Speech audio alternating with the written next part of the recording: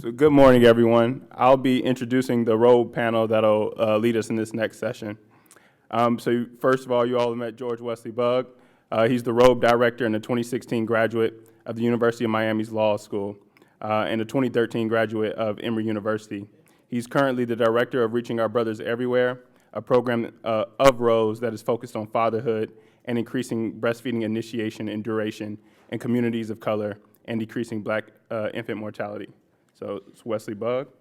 Come up. Next, we have Brother Carl Root Jr., Community Transformer and Wisdom Council member, also recently minted CLC, who is a member at Reaching Our Brothers Everywhere since 2019. He was a scholarship recipient with Morehouse School of Medicine Satcher Leadership Institute, the Community Health Leadership Program in 2020. He's a community activist, criminal justice reformer, and responsible fatherhood advocate, ally, and author. He's also an advisory council member with the Community Council of Metropolitan Atlanta from 2017 to 2019, and a member of former President Barack Obama's initiative, My Brother's Keeper Task Force. Brother Root is an ambassador with the Russell Center for Innovation and Entrepreneurship from 2015. Brother Carl Root. And lastly, Brother Kevin Sherman, recently minted doula. And Kevin was released from prison after spending 30 years incarcerated. He was born and raised in New Orleans, Uptown. At an early age, he got into street crime, which led him to being shot and incarcerated at the age of 15. While incarcerated, he began to educate himself and became a spokesperson for young men entering the prison system. Kevin now facilitates the Male Fatherhood Program for Healthy Start New Orleans and NOLA for Life. He is also a community outreach worker for Healthy Start. Brother Kevin Sherman. So I'm going to do a little bit of facilitating of the panel, and I'll also be a part of the panel. But just to get started, if I can get the technologies person to show my screen for a moment. So you all, who wants to guess who the bunny is? I'll be that bunny. Brother Kevin Sherman was a bunny for some of his youth in New Orleans not too long ago. So I heard that bio and don't want you all to get the wrong image of the new Kevin. We'll go ahead and get started. So as you all know, we're here as a regional meeting to celebrate the work that these men are doing in the maternal and infant health space, raising young Black men, men of color, and fathers. So Kevin, could you share a little bit about your work? Great morning. As y'all heard Kelly read my bio, coming from the environment I came from, not having a father can walk through the door right now wouldn't need much knowing. My mother was a drug addict.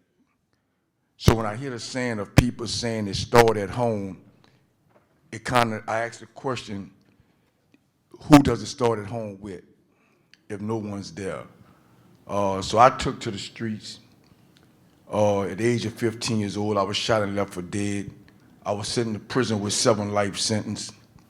In the state of Louisiana, that's what that means. But by the grace of God, they created a law for second chance for juveniles, and I was one of the first ones released under that law. You're thinking, wow, 7 life sentences.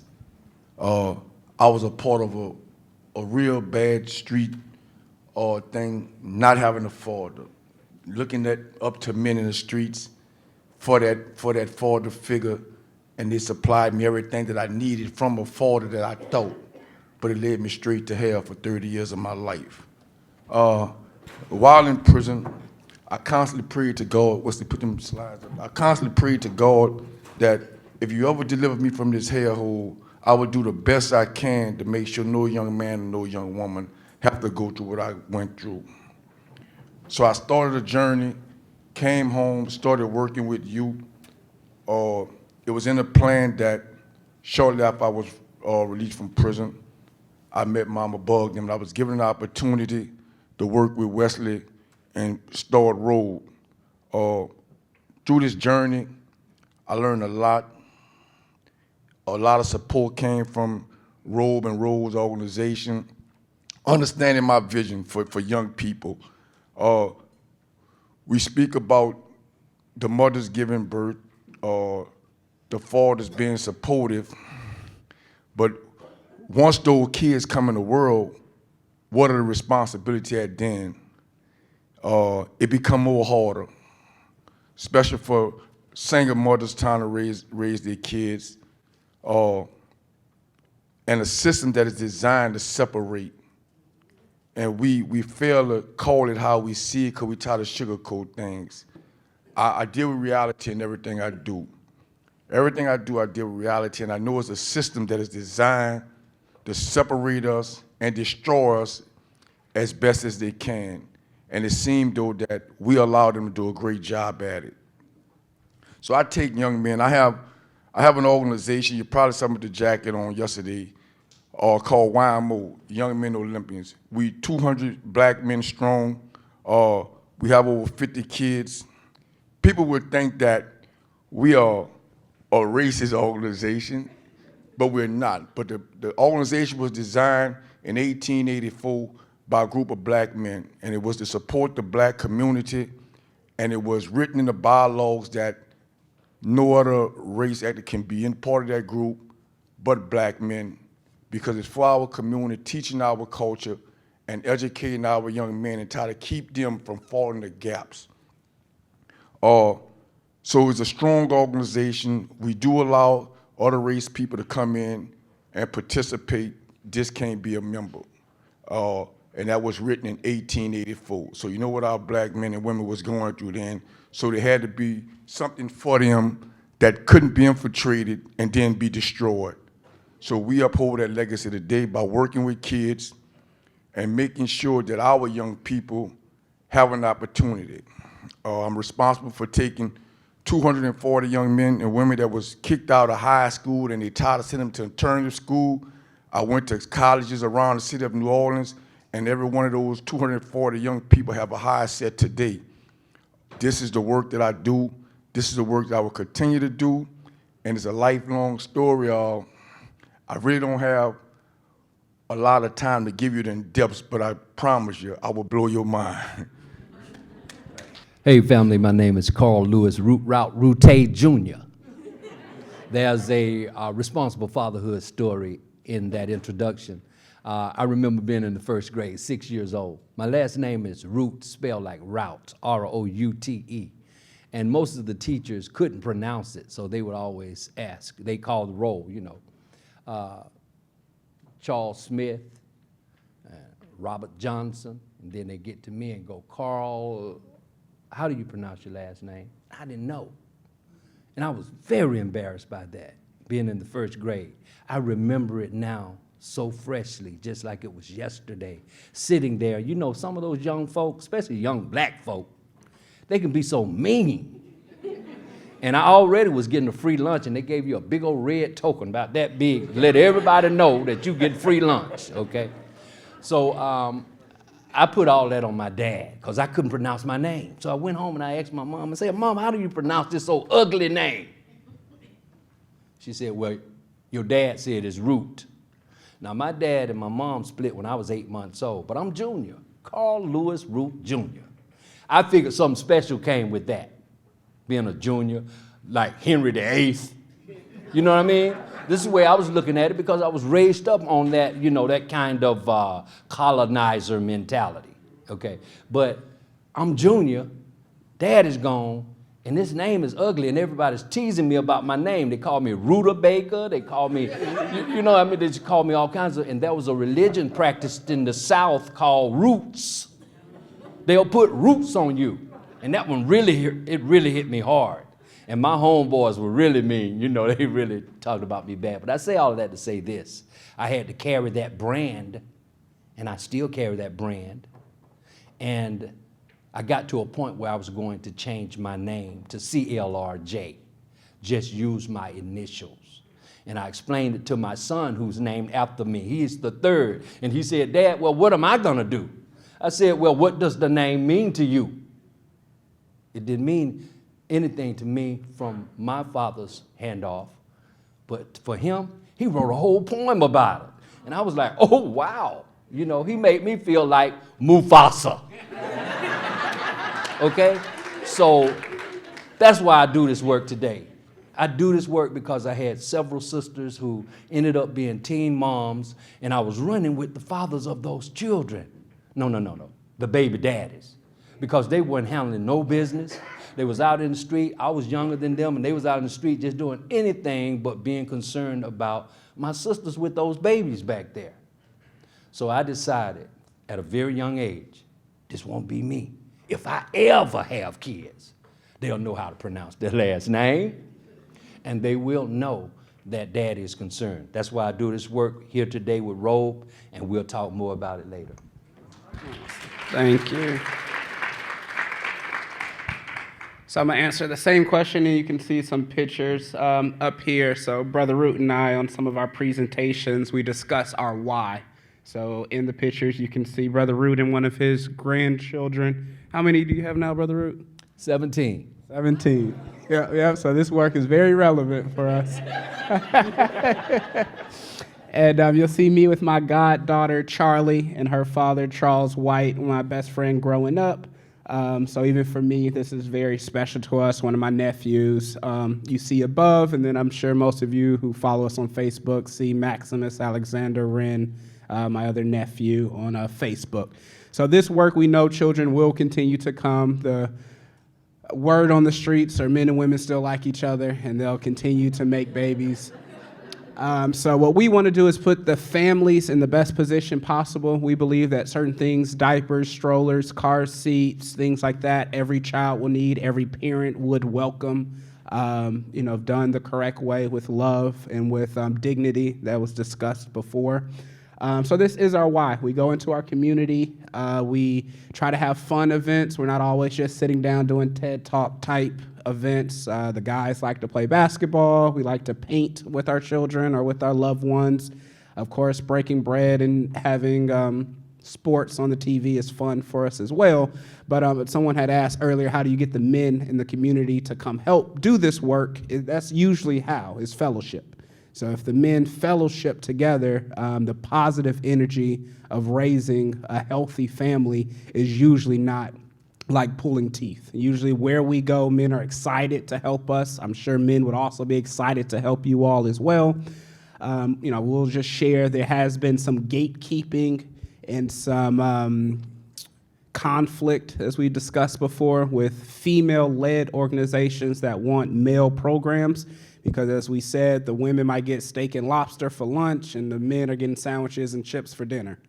We just want to make sure that there is that equity in there as well, that you all are just as proud and excited for the men who join you all for the process as you all are for the women, which we love them all. And so with you all, Andrea has spoken with some of our national grants that we have, which is one of the reasons that we've convened you all here today. And we again thank you all for joining us. So this work isn't going anywhere. We definitely will still continue to promote maternal and infant health, breastfeeding, the reduction of infant mortality. And we do work in hospital settings. I know we've talked about different settings, the community. We do work in hospitals to change their policies. By a raise of hands, is anyone familiar with the Baby Friendly Hospital Initiative? Okay, great. A lot of hands. That's great. I hope that's how many hands was up when the gentleman had asked about the working with dads, but I couldn't see from where I was sitting. But we, Rose and ROBE has helped with the Baby Friendly Initiative, still pushing that. We've heard wonderful stories about parents delivering in baby-friendly hospitals, and those are the type of practical policies that we're hoping to implement so it can actually change and have an impact on the way that we're living. So here you'll see the Wisdom Council, some familiar faces that you all have seen today. My father over there, who's a neonatologist who helps us with some of the research, working with preemie babies and again, working with the hospital settings. We also have Greg Long, who is sitting next to my father, who is a graphic artist. You may have seen him and his son on our brochures. If you all get the ROBE brochure, you'll see his image. Calvin Williams out of Ohio, he has a curriculum that we use called On My Shoulders. So it's analogous to 24/7 Dad, but done in a more cultural perspective and done more for now, in the sense that he talks about and discusses, develops co-parenting. because we know that not every family is married, and even if you are married, you may have been married to someone else before the current marriage. So we do know co-parenting is very helpful and needed. And again, even, we've been in spaces where teachers are qualified as co-parents, because if you send your child to a school for 8 hours a day and then maybe after school, that teacher will be doing some parenting of your child to some degree. So we do work on co-parenting, so that way the child is raised up by a village and not just 1 or 2 or 3 people who have full responsibility over that child. Okay, and with that, we're going to talk about some of our programs that we have with ROBE, and most of these programs are national programs, so if you hear about it, we can likely bring it to your city as well. Hoop therapy program was designed and started to really try to bring young people in using sports and really try to get them in a setting and educate them, because as we all know, one day these young men will become fathers. So try to get them at an early age and educate them and just give them some type of understanding of what that's like. So we also, Carol and I and Wesley, started doing the rite of passage. So that's a big thing that we're also doing too. And it's well needed for a lot of the young people in our communities. So often, we overlook the work that we can do together. Many people try to come up and give speeches that separate man and woman, but together we can change anything. Separated, we at a disadvantage. So I believe in that we all must work together for a common goal for the young people. Let's stop talking about mom. Let's stop talking about dad. They're not separate, they're one. So we have to stop trying to separate them and stop allowing people to come in and use terms that separate us, understanding that together we can. Oh, Mount Bug Mount Bug must love that, because every time I come, a few years ago, I had a vision. And coming up, I always heard baby showers for women. So a few years ago, I started a baby shower, the first ever all-male baby shower in the city of New Orleans.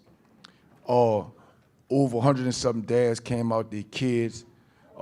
Dr. Bug, the whole ROBE team came out. It was a success. And after that, the mayor of the city said, we have to continue this.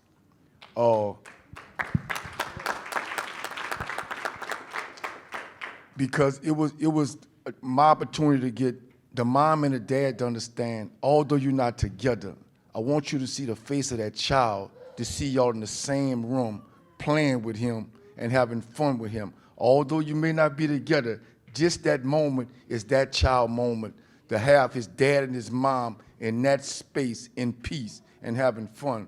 So I created that, and we do it annually now, and I'm looking forward to grow it more, bigger and bigger. We have to move to a bigger space. This year I just now was called into the City Council of New Orleans, and they want me to put together an all fatherhood fest. We're looking at over probably 1,000 or more fathers. So this is the work I do. I'm not really giving y'all my true speech, because people really say I sound angry, and I am. I'm very angry, right? I'm very, very angry. But my mentor Ken has showed me how to turn the channel. But I'm very angry, because when I look at a lot of the young people on the street, I see myself, and it hurts me when I hear people talk about them. And my question to you: what are you doing to change it?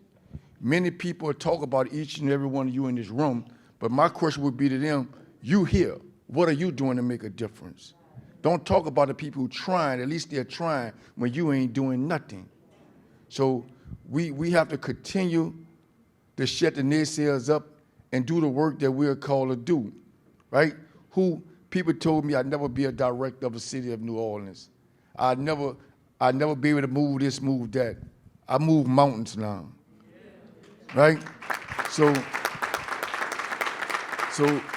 you know, God didn't give up on me then, he's not gonna give up on me now because I'm doing this work and I know he's gonna make sure every time I step up to do that work, it's gonna be done. And I wanna say this year to all organizations, many times when we wanna do things, we think about where the money gonna come from, right? How this gonna come, how that gonna come. I do work, I don't know where it's gonna come from, but God sent people in my life to make sure that if I'm doing his work, the money gonna show up.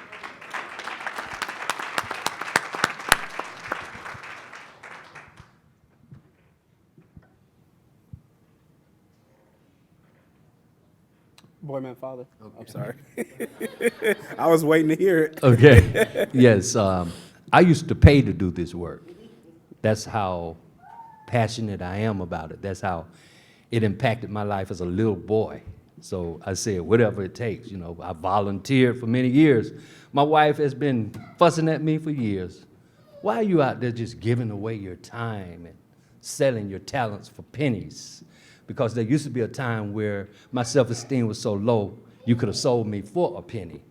But today, since I've had mentors like Brother Kevin and Brother Wesley and others, it's caused me to grow. But when I got into this fatherhood work, I was reminded of a story. There was a man and his daughter sitting in the living room together, and the man was watching the NBA Finals. And he wanted to, she kept talking and asking questions. You know how little girls are. Dad, why dad? She just run, just talking. And he said, let me find something to get this girl busy. So he found a piece of paper and he tore it in pieces like a puzzle. And he gave it to her. He said, put this together. And she was done in like 5 seconds. And he said, how'd you get done so fast? She said, well, on one side of that paper was a world, and on the other side of the paper was a man. And when I put the man together, the world came together. So in that work, I began to see boy, man, father work as very important. A man's role as being very important. I've never been a woman, so all I know about a woman is my mama, you know, and my sisters and my nieces. And I paid very little attention to that because when I was coming up as a baby boomer, like Brother Juan said earlier today, there was a separation.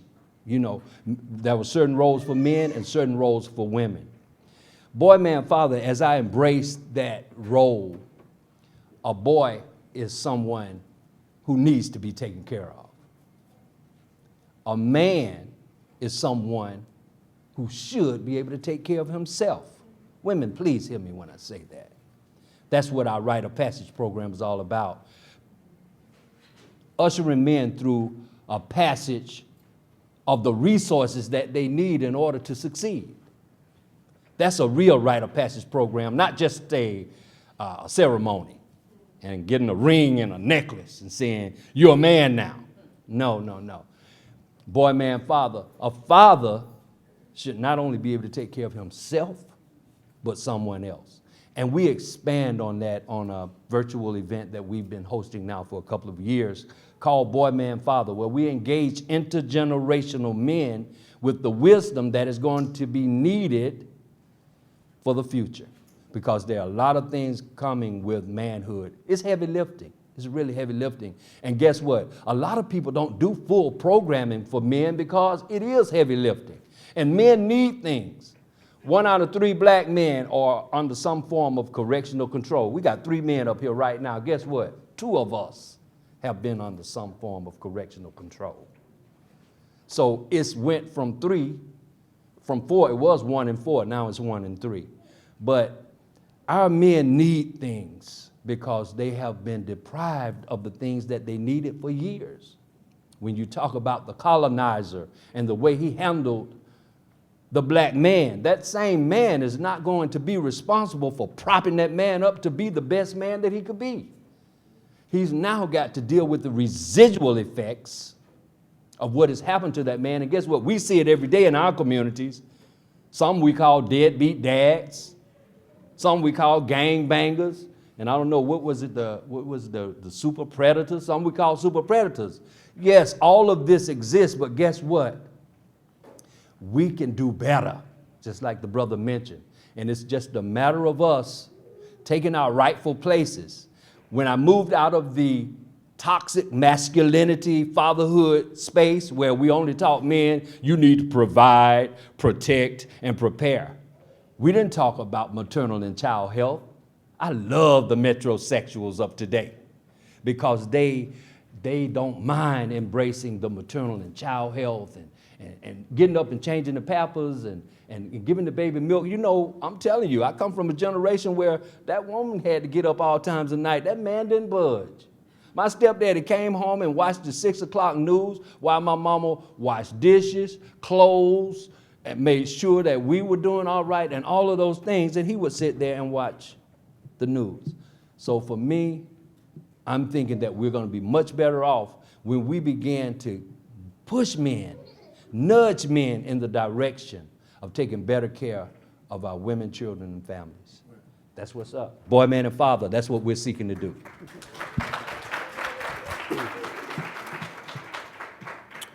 So a few more images, definitely using the computer for assistance this evening.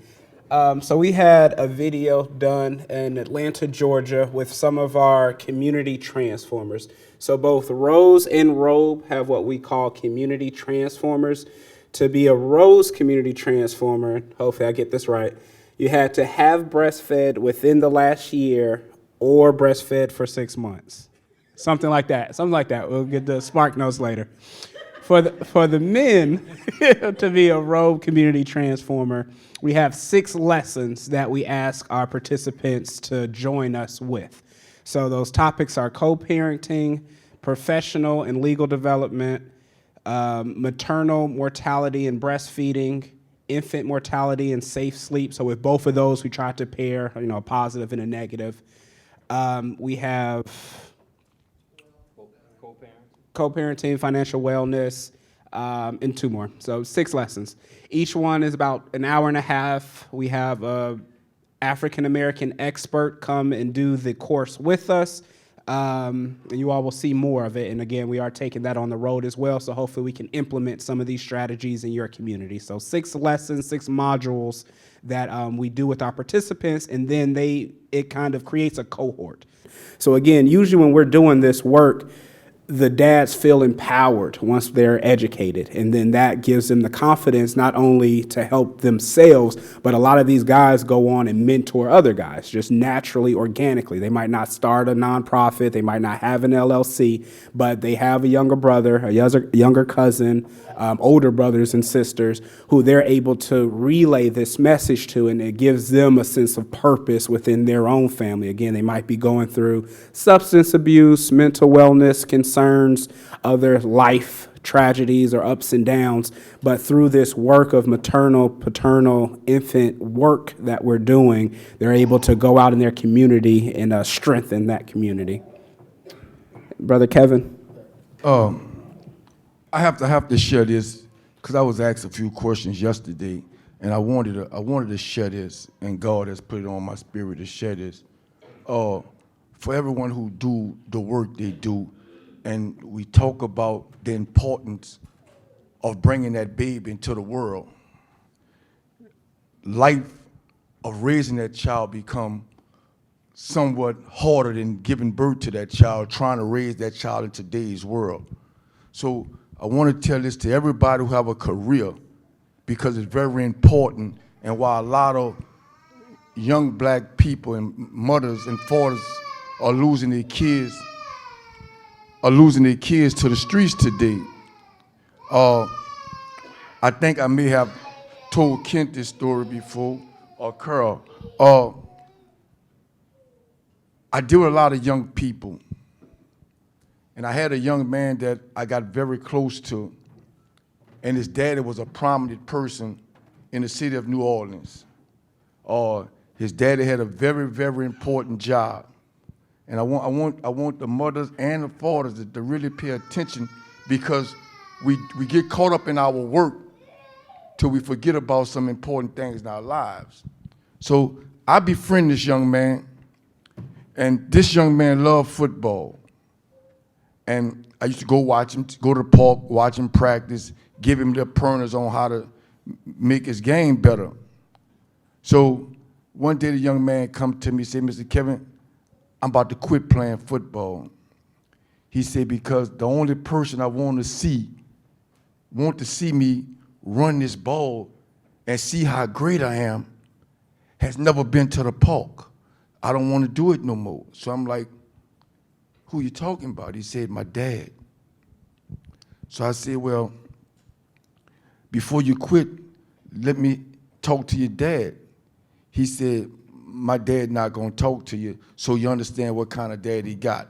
He's a prominent figure in the city of New Orleans. He think he above everybody else. So I told the young man, just ask him. So about a week later, the young man come back, he very excited. He said, Mr. Kevin, my dad agreed to see you. He told me to bring you over there and you come have dinner with us. So I'm excited, right? I go to the house, meet the dad. The dad tell me, my son tell me a lot about you. Tell me how you help him do this and that. So before I get started, I tell the dad, I say, well, first of all, I'm not about to come to your house and tell you how to be a father to your son. I say, I think you do a great job, materialistic. He's the sharpest young man on the football field, best tennis. You do a great job of providing for him. But I say, this kid will give all that back to you if you would come to one Friday night game and see how good he is, right? So we have a conversation. Dad, long story short, Dad say, I'm gonna come. I said, man, give me your word. Dad agreed. Friday night, ball game, the young man playing at City Park, Tag Gorman Stadium. Dad and I go to the game. I tell Coach Rich, I say, look, let your man know that his father is in the stand for the first time. Young coach tell the young man, take his helmet off, right? He happy, his dad there. This prominent figure in the city of New Orleans, this man started crying to me. And he said, man, thank you. I said, no. I said, I'm gonna tell you this year. I said, I had a life where I once didn't care about a human being. The streets had ruined me. I say, at this point, I get your son to do everything I want him to do because he believe in me, because I believe in him. I say, I'm giving you your son back. Now it's on you to keep him. And I want all y'all to remember that. Don't let your career get you so caught up that you forget about your kids.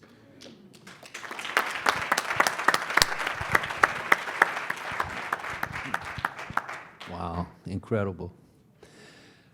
My son played football. As a matter of fact, first time I came to Tulsa, I came with the football team. My son played with Tulane University in New Orleans. And first speaking engagement that he invited me to with him, since he played NFL football, he got somewhat popular. He went back to his high school to speak, and he invited me. Well, no, I'm sorry, it was in elementary school. And he invited me, and one of the teachers ran up to me and she said, Mr. Root, my favorite dad. I didn't remember who she was. I said, really? She said, all I had to do was tell Israel I was gonna call his daddy. And I ain't have no more trouble out of it. Now this boy he was something else. They wanted to put him on Ritalin. They thought he was ADHD and all of these things. But once he found football, he found his niche. All I had to do was say, no football practice day whenever he acted up, and he was a model child. But at this speaking engagement, he got up, and the first thing he said was, he showed me and his mom and all of us going to the games. Now, I was a swimmer and a diver back in the day when there weren't many black swimmers and divers. I had a scholarship to Morehouse School of Medicine way back in the day, and they canceled the swim program. I got angry because that was the only gift that I had. I swam every day because they had free swim lessons and they gave free lunches to all of us inner city kids. But I really took a liking to swimming. I ended up teaching swimming lessons. Rest is history. I got a scholarship. My parents never saw me swim. So I did not go I did not pursue that. When, again, if I ever have children, I'll always participate with what they do. This young man, when he started playing football, I never missed a game. First thing he said when he did that speech, he said, I don't think my dad ever missed a game. And that, to me, was that was important to me because I made a vow that I would support my children in whatever they chose to do. My first 3, I made all kinds of mistakes because I was a rattlesnake. I was an undeveloped dad. But with the last 4, I had learned a few lessons in life, and I began to apply them. I said, I will support my children in what they do. They won't just go to school. They will have extracurricular activities so I could see what gifts they have. And in doing that, the last 4 all got full scholarships to college. This works. Support your children. This worked. When he said, my dad didn't miss a game, he was right, I didn't miss a game. And when I had 3 boys, 3 sons playing on 3 different fields, and I had a daughter that was a cheerleader, I went to all 3 of the boys. This is how we have to grow up as men. A lot of us are undeveloped and immature. We have to keep it real about some of our shortcomings. I went to all of my sons' practices. I never went to a cheerleading practice for my daughter. We had a meeting that evening. She said, Dad, I heard something about a male chauvinist pig. You are a male chauvinist. And I said, baby, where'd that come from? She said, you go to all of my brother's practices. You never come to my practices. And my face just dropped to the floor because it was very real. And it was all, I was doing it just blatantly. But when she showed it to me, I began to understand. Guess what? Started going to her cheerleading practices. I had the highest toe touch of all the dads. Okay? I started doing toe touches, back flips, okay? So my daughter was really proud of me, but she was all in at that point. First all black national cheerleading champions. We went to Las Vegas. First year, won it.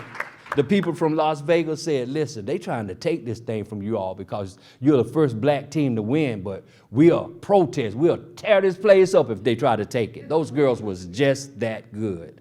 But my daughter, she gave the ending of the presentation toe touch because she had a high toe touch, all right? Where you think she get it from? Okay, but yeah, I say all of that just to say the importance of a man in his children's lives and the fact that he don't know what he don't know. My wife used to do things like, my wife used to do things like tell the boys, sit up front with your dad. I didn't like that because if they ever didn't want to sit in front with me, how do you think that makes me feel? So I said, don't do that to them. Don't force them. Let them volunteer to sit up here with dad. That's my story and I'm sticking to it. Thank you. First and foremost, I want to say thank you to you brothers and the work that you all do for fathers. But this question is for Brother Kevin. With your baby shower, what type of activities do you do with your dads and what type of giveaways do you have as well? I'm glad you asked. Right? When we first gave one, all ROBE came in, but women gonna be women. The women went to coming through the door like they about to organize something, right? I said, this is called a dad's baby shower. Y'all are guests, right? So y'all enjoy. So I brought in the police force to work with the men to build that camaraderie. I had the men trying to put together packing plays.